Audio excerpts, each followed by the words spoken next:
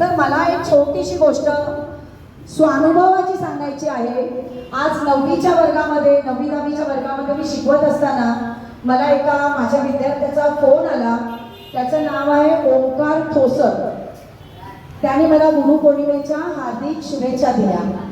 हा ओंकार ठोसर इयत्ता 5वी ते 10वी पर्यंत अभिनव शाळेमध्ये असतानाचा माझा विद्यार्थी होता।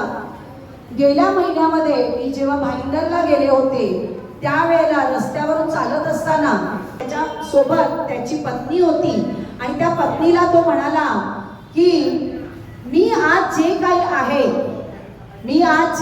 आहे ते फक्त मीना टीचरांमुळे। मीना टीचर म्हणजे माझं नाव लग्नाच्या आधीचं मीना टीचर म्हणूनच मला ओळखायचंय, मीना टीचरांमुळे।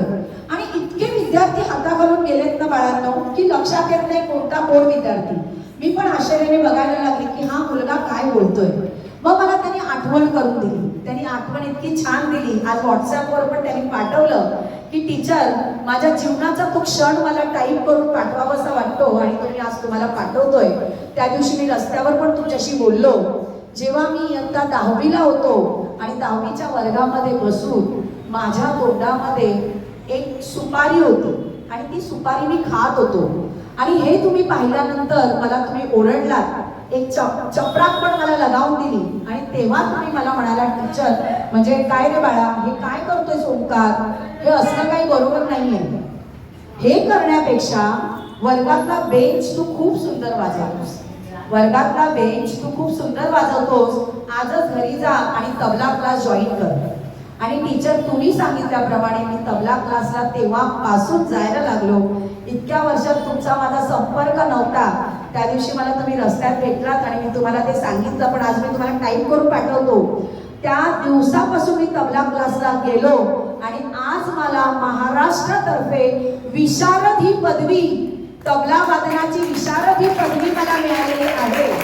त्यावेळेला एक तबला तुम्ही मला प्रोत्साहित केलं। आज माझ्याकडे 50चे तबले आहेत जे क्लासेस मी तबला वादनाचे घेतो आणि त्याच्या मिसेसला त्यांनी तेव्हा माझ्यासमोर सांगितलं आज ज्या काही मोठ्या घरात तू राहतेस ना त्या मागचं कारण फक्त मीना टीचर। आणि हा व्हिडिओ मी याला काढायला याच्याकरता सांगते कारण मला तो व्हिडिओ यूट्यूबला अपलोड करायचे, कारण असे विद्यार्थी आमच्या हाताखालून जातात। तो मला म्हणतो की समजा तेव्हा तुम्ही मला सुपारी खायला अडवलं नसतं तर आज मी गुटखा खायला सुरुवात केली असती, कदाचित मी दारूही प्यायला सुरुवात केली असतं आणि माझं लाईफ त्या क्षणापासून स्पॉइल झालं असतं। पण तो एक क्षण, त्या क्षणाने माझं पूर्णपणे लाईफ बदलून टाकलं। तर माझं आजचं जे काही जीवन आहे टीचर हे तुमच्यामुळे आहे। बाळांनो हे एक नाही अशा अनेक कथा माझ्या एकट्या शिक्षकांबद्दल नाही घडत, तर या जगात असलेले प्रत्येक शिक्षक, या प्रत्येक शिक्षकांच्या वाटेला असे विद्यार्थी येतात। परंतु शिक्षक सांगण्याचं काम करतात, पण त्या विद्यार्थ्यांनी जर ते मनावर घेतलं तरच त्या शिक्षकाचं मार्गदर्शन सक्सेस होतं। कारण प्रत्येक विद्यार्थी घेतोच असं नाही, आम्ही कितीतरी मुलांना ओरडत असतो।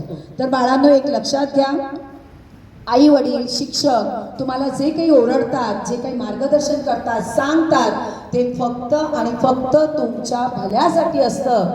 त्यामुळे गुरुपौर्णिमा हा एक दिवस आहे असं न धरता रोजच्या गुरूंचा आदर करायचा, त्यांनी सांगितलेल्या मार्गदर्शनाप्रमाणे चालायचं, हीच आजची गुरुदक्षिणा आहे माझ्याकडून। धन्यवाद। यानंतर